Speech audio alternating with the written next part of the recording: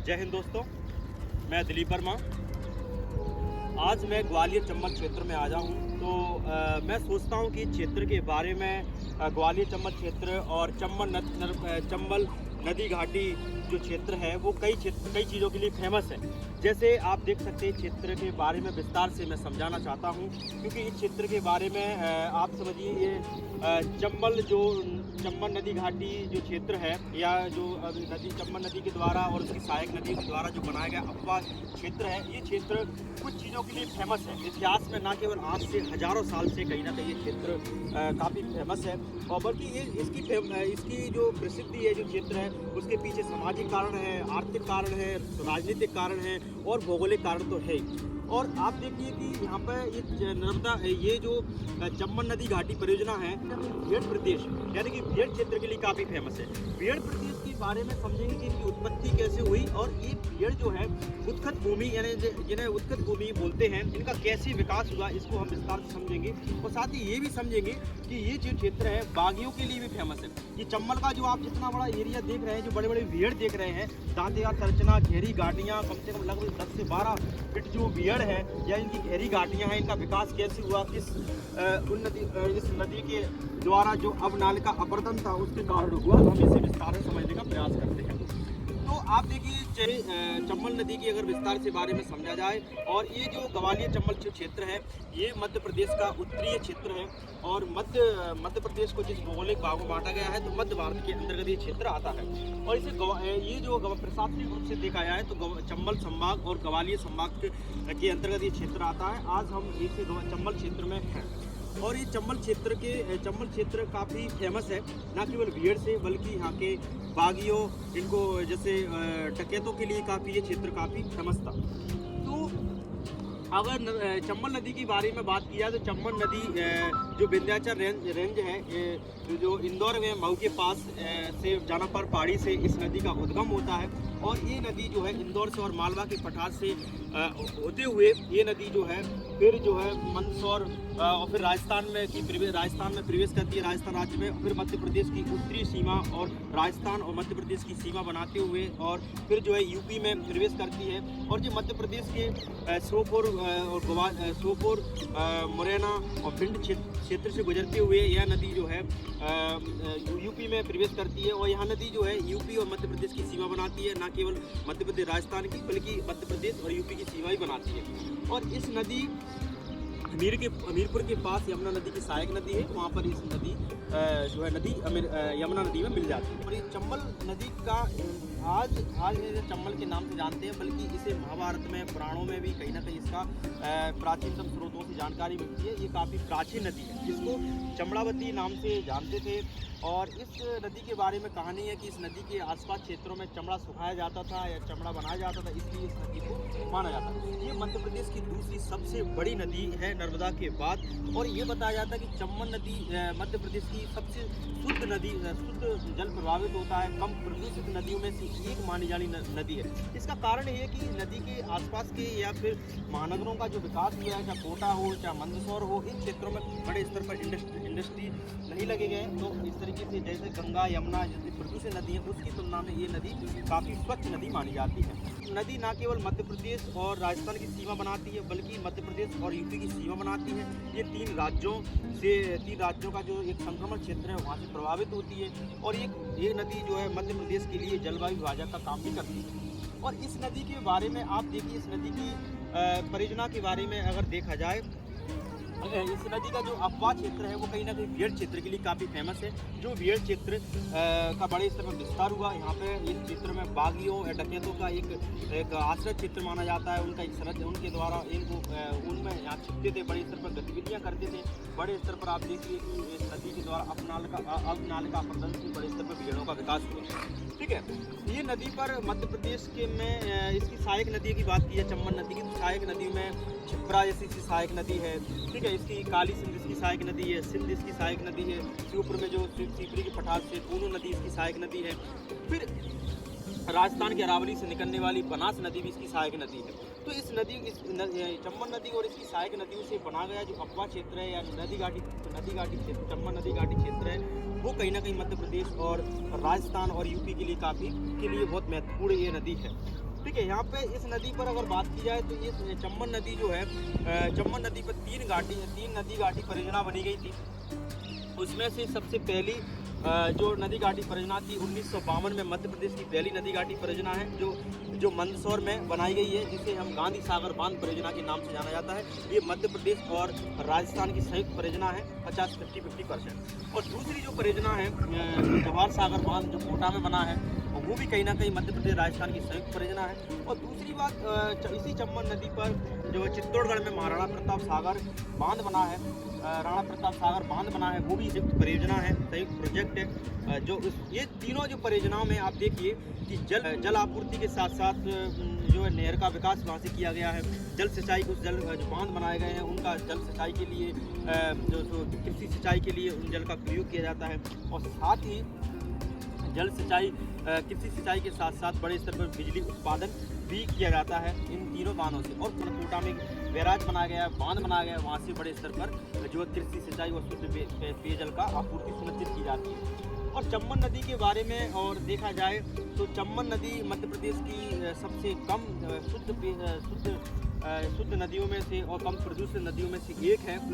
और जब चम्बल नदी अभी हम जिस क्षेत्र में हैं, इस क्षेत्र को संरक्षित क्षेत्र घोषित किया गया है। इस क्षेत्र में 1978 के आसपास इस क्षेत्र को जो है भारत सरकार द्वारा राष्ट्रीय चंबल अभ्यारण्य या इसे नेशनल चंबल सेंचुरी क्षेत्र घोषित किया गया है।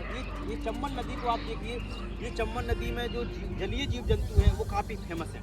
जैसे इस नदी में घड़ियाल जो बड़े स्तर पर पाए जाते हैं, ये नदी चंबल नदी घड़ियाल के लिए काफ़ी फेमस है। जो मगरमच्छ की प्रजाति, डॉल्फिन भी इस नदी में देखने को मिलती है। गंगा के बाद इसमें बड़े स्तर पर डॉल्फिन देखने को मिलती है।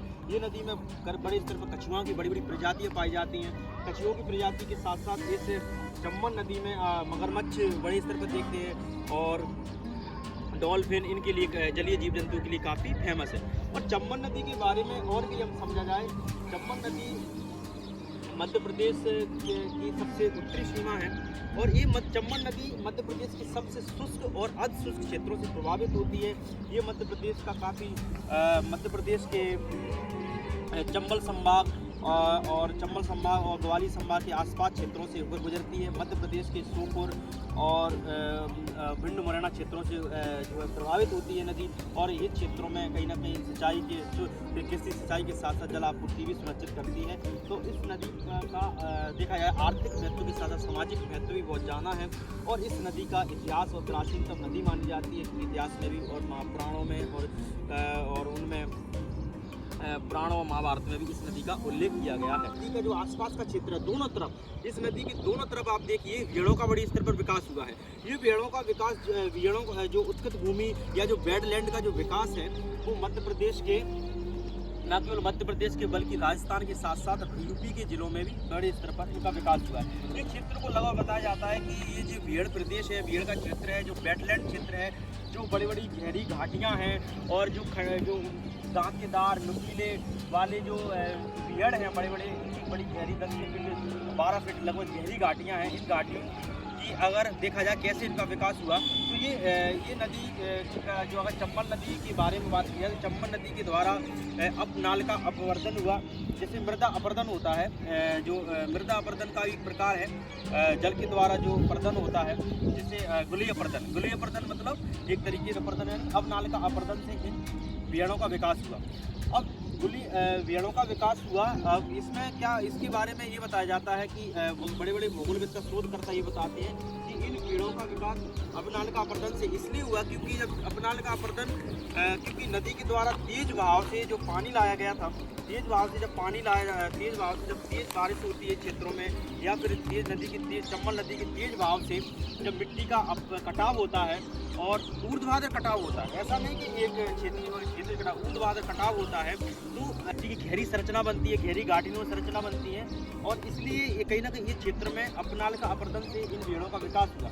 बताया जाता है कि ये क्षेत्र में अपनाल का अपर्दन होता है, क्यों होता है, क्योंकि चंबल नदी के आसपास या इसकी जो अफवाह क्षेत्र में चट्टानी संरचना का अभाव पाया जाता है। और चंबल के आसपास के क्षेत्र में जो वन वनस्पति है वो भी कम, उनकी घनत्व व वन वनस्पति का अभाव पाया जाता है।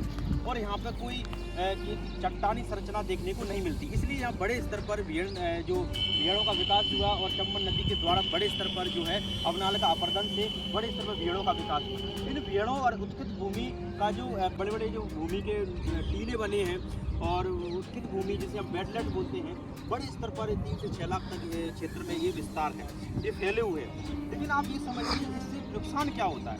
ये सिर्फ भेड़ों से ये नुकसान होता है कि यहाँ की जो उपजाऊ भूमि है वो अनउपजाऊ हो जाती है और ये समतल भूमि वो टीले में तब्दील हो जाती है। इसलिए कहीं ना कहीं ये क्षेत्रों की गरीबी और यहाँ की एक तरीके से गरीबी का लोगों के आसपास जो रहने वाले लोग हैं उनकी गरीबी का एक पिछड़े और गरीबी और उनके आर्थिक पिछड़ेपन का एक कारण माना जाता है, क्योंकि कृषि युक्त भूमि एक तरीके से टीले और एक भेड़ों में तब्दील हो जाती है। लेकिन चंबल नदी का जो आसपास का जो क्षेत्र है भेड़ों के लिए काफ़ी फेमस है, यानी कि उत्कृष्ट भूमि या खंडाकार संरचना देखने को मिलती है, जहाँ पर वी आकार की बड़ी घाटियाँ देखने को वी आकार की जो बड़ी घाटियाँ देखने को मिलती है।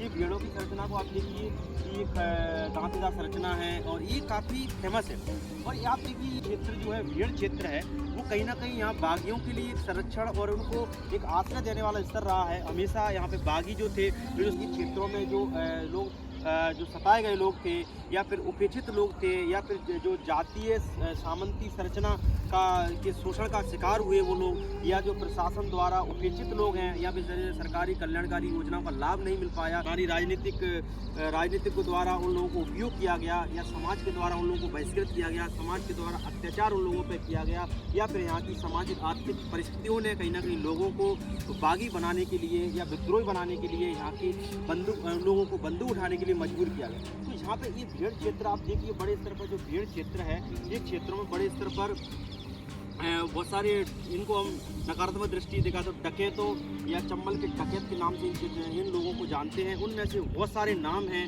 जो 1950, 60 के 70 के दशक में, 80 के दशक में ये अपने वर्चस्व में थे। आज ये क्षेत्र कहीं ना कहीं देखा जाए तो शांत अवस्था में है, शांत रीजन है, हर कोई आम नागरिक ये क्षेत्र में घूम सकता है, टहल सकता है, आ सकता है। तो ये क्षेत्र अभी शांत है, प्रशासनिक दृष्टि से देखा जाए तो काफ़ी सुरक्षित क्षेत्र है। आज की दृष्टि में देखा चाहे राजस्थान का क्षेत्र हो, चाहे मध्य प्रदेश का क्षेत्र, चाहे यूपी का क्षेत्र हो, तीनों राज्यों का संयुक्त क्षेत्र है। तो इस क्षेत्र में जैसे बहुत सारे डकैत या इनको बागी कह सकते हैं हम, ये जो व्यक्ति यहाँ पे हुए जैसे उनमें 1980 के 70 के दशक में फूलन देवी हैं और 60 के दशक में पान सिंह तोमर हैं। उनका नाम काफ़ी उल्लेखनीय है। मलखान सिंह है और निर्भय गुर्जर है, सीमा परिहार है, जैसे बागी कहीं ना कहीं जिस जातीय संरचना या सामंती व्यवस्था का शिकार हुए या प्रशासन द्वारा सताए गए लोग थे, तो उनके बारे में थोड़ा हम समझते हैं। ये क्षेत्र कहीं ना कहीं उनके लिए आश्रय स्थल या फिर उनके लिए ये क्षेत्र संरक्षण का क्षेत्र माना गया है। तो ये भेड़ के बड़े बड़े जो क्षेत्र आप देख रहे हैं, ये जो भेड़ प्रदेश है काफ़ी बागियों के लिए काफ़ी फेमस है और इसमें बड़े बड़े ये क्षेत्र काफ़ी एक समय यहाँ पे डाकू या बागियों का खौफ हुआ करता था, डर हुआ करता था। ये क्षेत्र काफ़ी अशांत था, तो यहाँ पे बहुत सारे बागियों का ये गढ़ माना जाता है, क्षेत्र माना जाता है, उनका आश्रय स्थल माना जाता है। तो यहाँ पे एक बहुत सारे बागी हुए थे जिसमें हमने नाम समझा उनका। अब हम देखा इसमें से एक जो बागी थे पान सिंह तोमर, ये अगर पान सिंह तोमर की अगर बात की जाए तो पान सिंह तोमर जो एक चंबल क्षेत्र के एक बड़े बागी हुआ करते थे, बागी थे, उनका नाम इतिहास में आज भी है। उनके ऊपर एक पान सिंह तोमर फिल्म भी बनी है जिसे इरफान खान बॉलीवुड एक्टर उनके द्वारा बनाई गई थी और इस फिल्म को डायरेक्ट किया गया था दिग्मांशु धूलिया के द्वारा। इस फिल्म को डायरेक्ट किया गया था और इसमें पान सिंह तोमर की उनके बारे में पूरी संपूर्ण कहानी के बारे में बताया है। पान सिंह तोमर इंडियन आर्मी में सैनिक थे और उनका जन्म 1932 मुरैना के कोरसा क्षेत्र के एक छोटे से गांव जो बिडासा में उनका जन्म हुआ था। तो जब वो इंडियन आर्मी के सैनिक थे, जवान थे, और फिर वो जवान थे तो वो जब वहाँ उन्हीं के पारिवारिक लोगों ने उनकी ज़मीन को हड़प लिया और ज़मीन पर कब्जा कर लिया। तो कहीं ना कहीं जब वो और उनकी माता पिता की डेथ कर दी, जब वो जॉब से आए या नौकरी से आए और तो उन्होंने बड़े स्तर पर पारिवारिक सामाजिक अत्याचार का सामना उनको करना पड़ा। उन्हीं के समाज के लोगों ने कहीं ना कहीं उनकी ज़मीन को हड़प लिया गया, तो एक पारिवारिक विवाद उत्पन्न हो गया और उन्होंने कहीं ना कहीं जो परिवार के लोग थे उन्होंने पुलिस सिस्टम या फिर वहाँ का लोकल प्रशासन जो था उनकी भ्रष्ट कर्मचारियों के द्वारा उनकी ज़मीन को हड़प लिया गया। तो उस सब परिस्थितियों ने कहीं ना कहीं प्रशासन के द्वारा जब वो प्रशासन से गए तो प्रशासन ने मदद नहीं की, उनसे बदतमीजी की, या फिर प्रशासन को जो मदद करनी चाहिए उस व्यक्ति की मदद नहीं की, तो उस समाज और परिवार और वहाँ के प्रशासन ने कहीं ना कहीं उनको इस चंबल के क्षेत्र में बागी बनने के लिए प्रेरित किया, बागी बनने के लिए मजबूर किया, और वो उन्होंने कहीं ना कहीं समाज और राज्य के नियमों के खिलाफ बगावत की। इसी चंबल के क्षेत्र में, इसी भीड़ों में कहीं ना कहीं उन्होंने अपना गैंग बनाया और उन्होंने बदला लेने की भावना से अपने परिवार के सदस्यों से बदला लिया। और वो व्यक्ति कहीं ना कहीं जो तेज दौड़ने वाला व्यक्ति था, जो एक तरीके से भारतीय एथलीट था, जिसने 1952 में एशियन गेम में कहीं ना कहीं भारत का प्रतिनिधित्व किया, रिप्रेजेंटेशन किया, वो व्यक्ति कहीं ना कहीं बागी बना, इंडियन आर्मी का जवान था। और फिर 1981-82 के समय उनका जो है भिंड क्षेत्र में और उनका जो है एनकाउंटर कर दिया गया था, एनकाउंटर उनकी मौत हो गई। तो कहीं ना कहीं ये क्षेत्र बागियों के लिए फेमस है। अब हम समझते हैं कि एक बागी और इसी चंबल क्षेत्र में इस बागी ने अपना गैंग बनाया था, उनका नाम था फूलन देवी। तो फूलन देवी की अगर बात की जाए तो इनका जन्म जो है यूपी उत्तर प्रदेश के, वर्तमान यूपी उत्तर प्रदेश के औरैया डिस्ट्रिक्ट में एक गांव है, उसमें उनका जन्म हुआ था। और वहाँ की सामाजिक स्ट्रक्चर और वहाँ की जातीय सामंती संरचना और वहाँ के प्रशासन ने कहीं ना कहीं उस गरीब और निम्न जाति में पैदा होने वाली उस महिला को बागी बनाने के लिए मजबूर किया। और बताया जाता है कि उनका जीवन की घटना है कि बाल विवाह कर दिया गया था, कि छोटी सी उम्र में शादी कर दी गई थी। उनका जो पति था वो उनसे 20 साल बड़ा था। बताया जाता है कि वो पारिवारिक अत्याचार और ससुराल से द्वारा उत्पीड़न का सामना तो उन्हें करना पड़ा, लेकिन उनकी गांव में या उन्हीं के क्षेत्र में जो है एक उच्च जाति के लोगों ने उनके साथ गैंग रेप किया गया।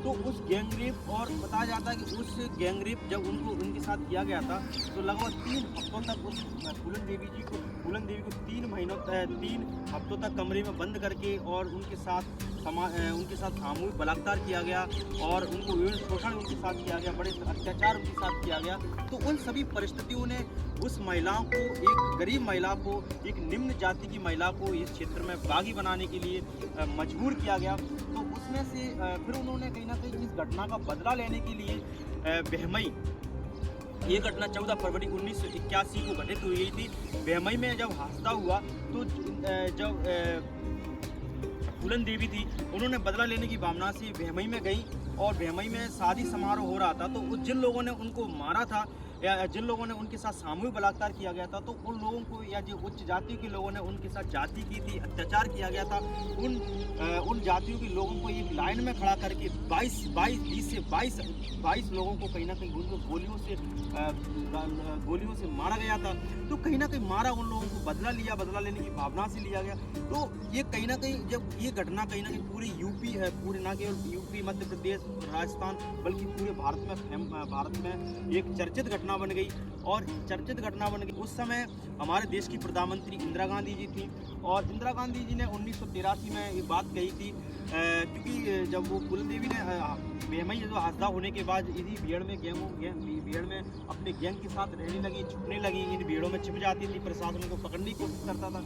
लेकिन उस समय हमारे मध्य प्रदेश के जो सीएम थे अर्जुन सिंह थे, तो इंदिरा गांधी ने कहा कि उस महिला को मृत्युदंड नहीं दिया जाए, ना उस महिला को मारा जाए, बल्कि उस महिला को जो है उस महिला को आत्मसमर्पण करने के लिए मजबूर किया जाए। तो इसी चंबल के क्षेत्र में रहकर उन्होंने 1983 में आत्मसमर्पण कर दिया। उसके बाद उनको जो है 11-12 साल जेल में रही। फिर जेल में रहने के बाद राम सिंह जो उस समय यूपी के तत्कालीन उस समय मुख्यमंत्री थे, उन्होंने उन पर लगे जितने आपराधिक मामले थे उनसे वापस ले लिए गए थे। उन सब आपराधिक मामले को जो वापस ले लिया गया। फिर उनको राजनीति में जो है आई, और राजनीति में आने के बाद मिर्ज़ापुर से, यूपी का जो डिस्ट्रिक्ट है मिर्ज़ापुर से 2 बार सांसद रही। फिर जो है 2001 में शेर सिंह राणा के द्वारा उनकी उनकी दिल्ली में उन्हीं के आवास पर जो है उनको उनका जो है वो गोली मारकर उनकी हत्या कर दी गई थी। तो कहीं ना कहीं फूलन देवी के संपूर्ण जीवन कहानी पर, उनके जीवन पर संघर्ष पर, या फिर उनका जो संघर्ष था, किस तरीके से सामाजिक उत्पीड़न और सामाजिक अत्याचार और एक जातीय उनके साथ की गई, उसके ऊपर फिल्म बनाई गई थी। शेखर कपूर ने किताब लिखी थी, उसी पर एक फिल्म है बैंडिट क्वीन, एक फिल्म बनी है जो बॉलीवुड की काफ़ी फेमस फिल्म है।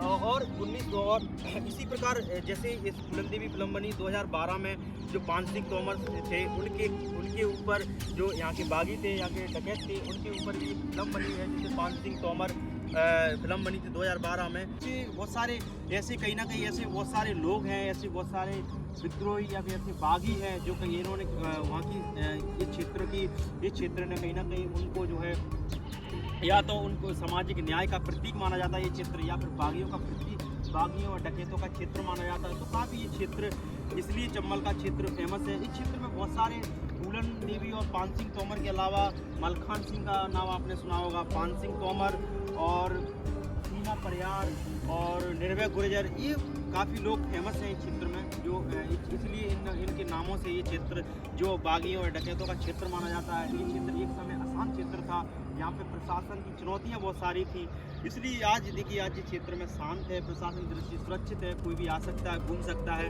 और हर व्यक्ति को ये नेशनल जो चंबल सेंचुरी इसको घूमना चाहिए, आना चाहिए। अब ये पूरी तरह शांत है, अभी भी कहीं ना कहीं क्षेत्र में अभी शांति है, पहले से शांति है। 15 फीट की जो जिसकी गहरी घाटियाँ हैं, दांतदार संरचना है, वी आकार की घाटियाँ हैं, इस घाटियों में बॉलीवुड की भी कुछ फिल्में शूट करी गई हैं, जैसे मेरा गांव मेरा देश फिल्म है, 70 के दशक में, 80 के दशक में, 60 के दशक में फिल्में बनी थी, जैसे धर्मेंद्र और विनोद खन्ना की जो मेरा गांव मेरा देश फिल्म है, ठीक है। और इस क्षेत्र में, यही क्षेत्र में शोले फिल्म की भी शूटिंग हुई है, और पान Singh Tomar bandit queen film के साथ साथ यहाँ पे डकैत फिल्म जो सन्नी देओल की है वो भी कहीं ना कहीं शूट की गई है, और इस क्षेत्र में पत्थर और पायल फिल्म भी कहीं ना कहीं शूट की गई, जो वो भी कहीं ना कहीं धर्मेंद्र और विनोद खन्ना जो एक्टर हैं उनके द्वारा अभिनेता का रोल निभाया, ठीक है। जो चंबल नदी आप देख रहे हैं, चंबल नदी का संबंध जो है मध्य प्रदेश के उत्तरीय क्षेत्र यानी कि उत्तरी जिले ग्वालियर चंबल संभाग से इनका संबंध है, और इसी चंबल संभाग के अंतर्गत सोपुर का क्षेत्र आता है, सोपुर जिला और मुरैना जिला और भिंड जिला आता है। तो सोपुर जिला की अगर बात की जाए, सोपुर के जिले की अगर बात की जाए तो सोपुर जो जिला है वो खैर वृक्ष का उत्पादन वहाँ पर बड़े स्तर पर किया जाता है। तो खैर के वृक्ष के साथ साथ इस चंबल और ग्वालियर क्षेत्र संभाग में या मध्य प्रदेश का उत्तरी क्षेत्र है, इस क्षेत्र शहरीय जनजाति के लिए काफ़ी फेमस है। यहाँ पे शहरीय जनजाति बड़े स्तर पर देखने को मिलती है। तो कूनो पालपुर जो नेशनल पार्क है वो सोपुर में स्थित है, और हाल ही में जो कूनो नेशनल पार्क है इसको 2018 में पहले अभ्यारण्य था, कूनो पालपुर अभ्यारण्य था, सेंचुरी नेशनल पार्क का दर्जा दिया गया।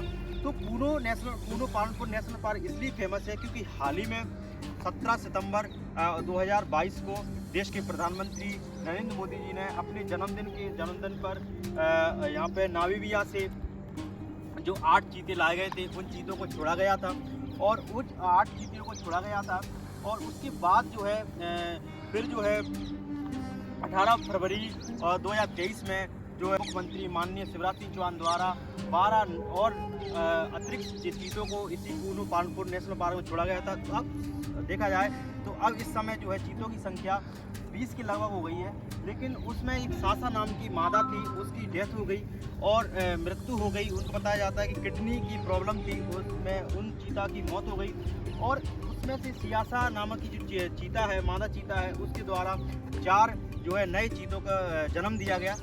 तो इसलिए कहीं ना कहीं अब देखा जाए तो इस क्षेत्र में जो कूनो पालपुर क्षेत्र में जो है 23 चीतों की संख्या, टोटल 23 चीतों की संख्या हो गई है। लेकिन अगर मैं बात की जाए चीतों या कूनो पालपुर नेशनल पार्क की जब बात ही कर रहे हैं, तो इसमें चीतों या इसी कूनो पालपुर नेशनल पार्क को ही चीतों के लिए क्यों चुना गया?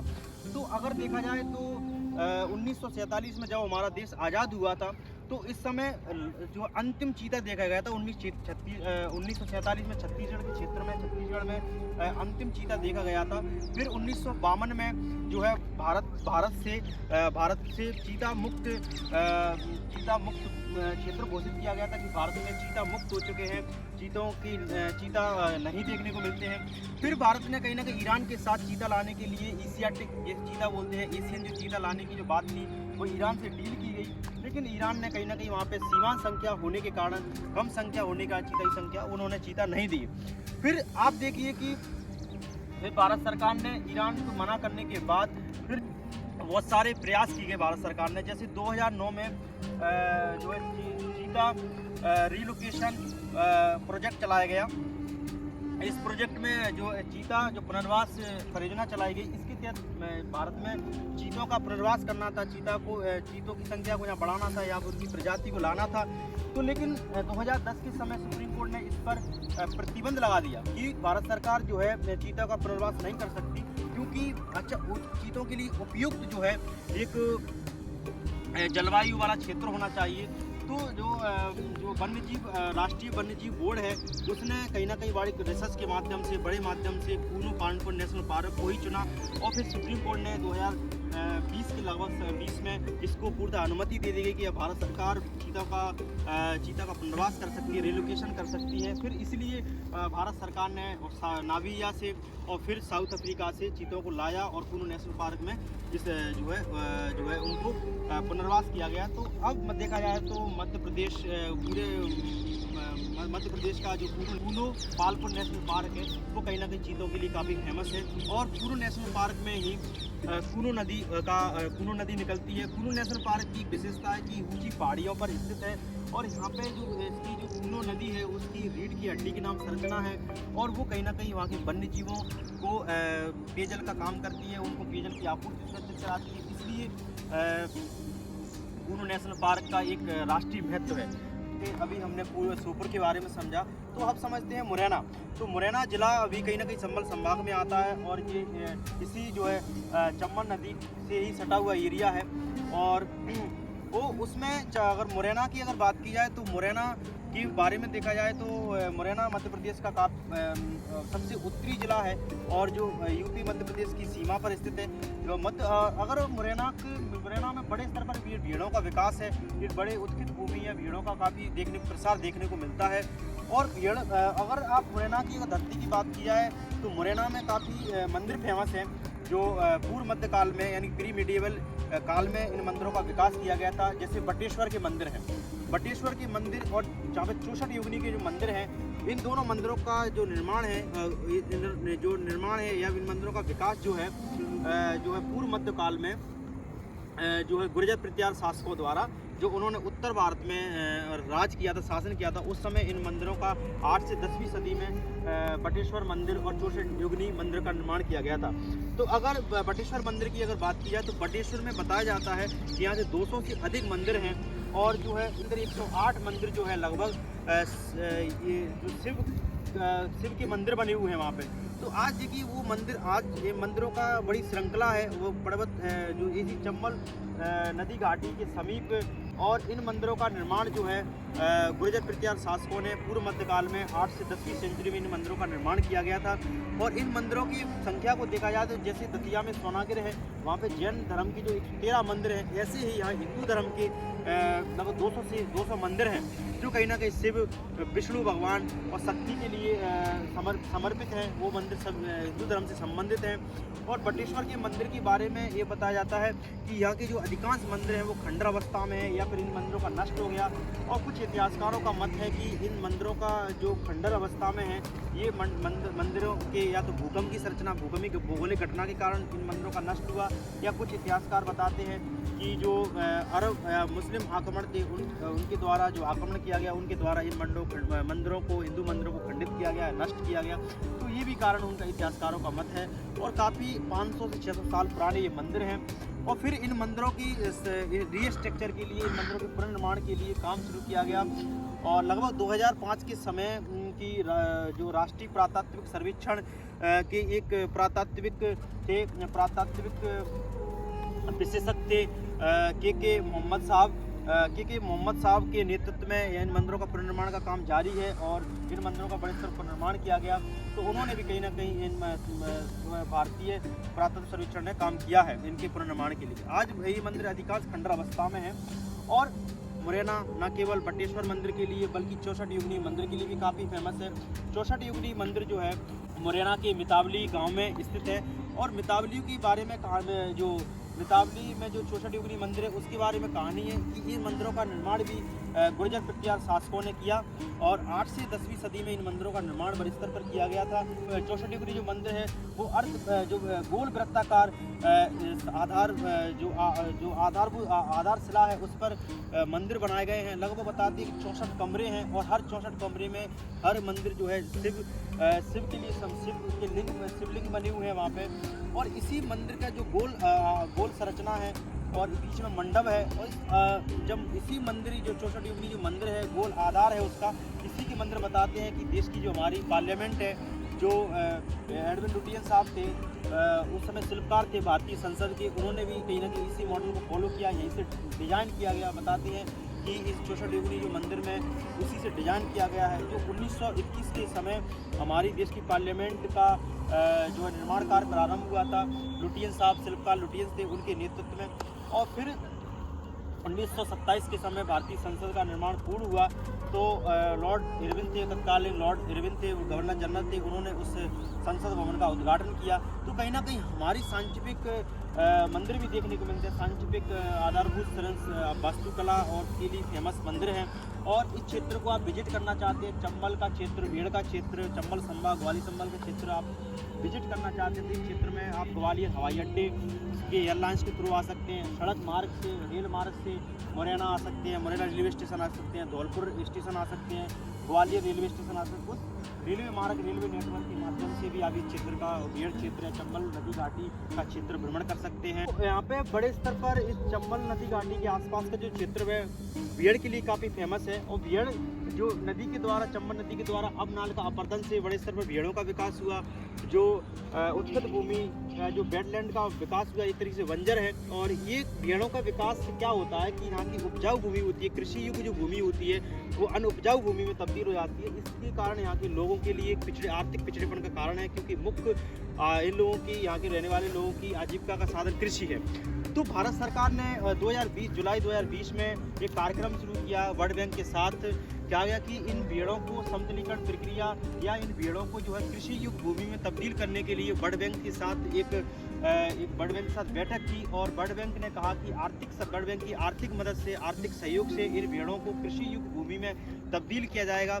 इस तब्दील करने से क्या होगा कि यहाँ के स्थानीय लोगों को न केवल रोजगार मिलेगा बल्कि यहाँ पे कृषि का विकास होगा, सिंचाई का विकास, सिंचाई परियोजना का विकास होने से जो भेड़ों का समतलीकरण करने से कृषि और पशुपालन को बढ़ावा मिलेगा, यहाँ के स्थानीय लोगों को न केवल रोजगार मिलेगा और इसके साथ साथ यहाँ को इको टूरिज्म के अवसर भी पैदा होंगे क्योंकि ये भेड़ की जो संरचना है, स्ट्रक्चर है, वो कहीं ना कहीं जियो टूरिज्म का काम करते हैं।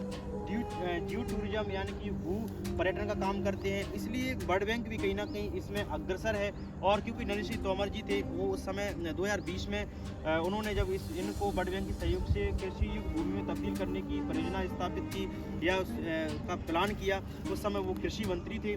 तो इसलिए वर्ल्ड बैंक भी कहीं ना कहीं इस क्षेत्र के लोगों के विकास के लिए जो है प्रतिबद्ध है और मध्य प्रदेश सरकार और भारत सरकार के साथ साथ जो है वर्ल्ड बैंक भी प्रतिबद्ध है क्योंकि इन लोगों के आसपास भेड़ों के आसपास रहने वाले लोगों की आजीविका का मुख्य साधन कृषि जो है व्यवसाय महत्वपूर्ण है।